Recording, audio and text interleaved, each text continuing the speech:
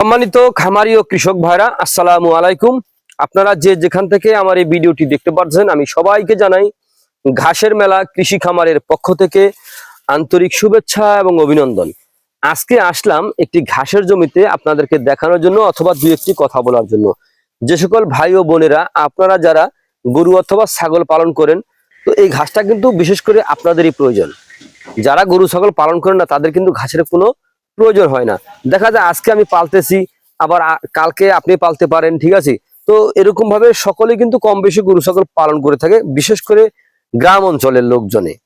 শহরে কিন্তু খুব কম দেখা যায়। শহরে হয়তো যাদের হয়তো আর্থিক অবস্থা ভালো আছে তারা হয়তো আপনার খামার টামার গড়ে, কিন্তু সচরাচর কিন্তু সকলে কিন্তু পারে না। তো এই যে গরু অথবা ছাগল পালন করতে হলে কিন্তু আগে আপনার কি করতে হবে, আগে ঘাসের ব্যবস্থাটা করতে হবে, ঘাসের যোগানটা শতভাগ নিশ্চিত করতে হবে, তারপরে খামার করতে হবে। দেখেন এই যে আমি যেই ঘাসের জমিতে দাঁড়িয়ে আছি, দেখেন এটা হচ্ছে আমেরিকান গুয়াতিমালা 5G ঘাস। এই আমেরিকান গুয়াতিমালা 5G ঘাসটা আপনার কেন রোপণ করবেন? দেখেন অন্যান্য যত প্রকার ঘাস রয়েছে এই ঘাসটা কিন্তু আপনার অন্যান্য ঘাসের তুলনায় অনেক লাভবান হয়ে থাকে। এই ঘাসে ফলনটা অনেক বেশি হয়।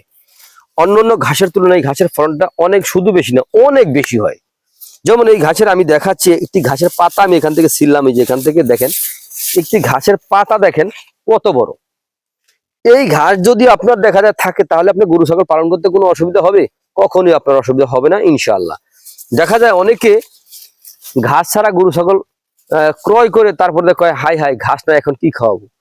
ভাই, এই ভুলটা কখনো করবেন না। আগে ঘাসের যোগানটা নিশ্চিত করবেন, তারপরে আপনার গরু ছাগল খামারে উত্তোলন করবেন। এলা ঘাস আপনি যার থেকে নেন তাতে আমার কোনো ইয়ে নেই, আমার থেকে নিতে হবে তা এমনটা নাই। আপনার যার থেকে ভালো হয়, মানে মানে আপনার বুঝে যার থেকে বনে, আপনার যাকে ভালো মনে হয় আপনি তার থেকে ঘাসটা সংগ্রহ করবেন।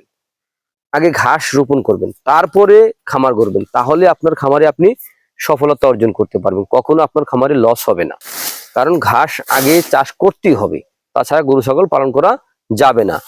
এই যে আমেরিকান গুয়াতিমালা ঘাস খাওয়ালে দুগ্ধ জাতীয় গাভীর দুধ বৃদ্ধি হয় অথবা ষাঁড় গরুর মাংস বৃদ্ধি হয়। এই ঘাস যে কোনো মৌসুমে রোপণ করা যায়। এই ঘাস রোপণ করতে কোনো দিনক্ষণের প্রয়োজন হয় না।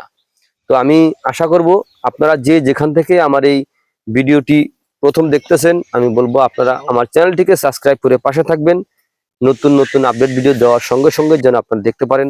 তো আজ এখানে এ পর্যন্তই। আপনারা সকলে ভালো থাকবেন, সুস্থ থাকবেন। আল্লাহ হাফেজ।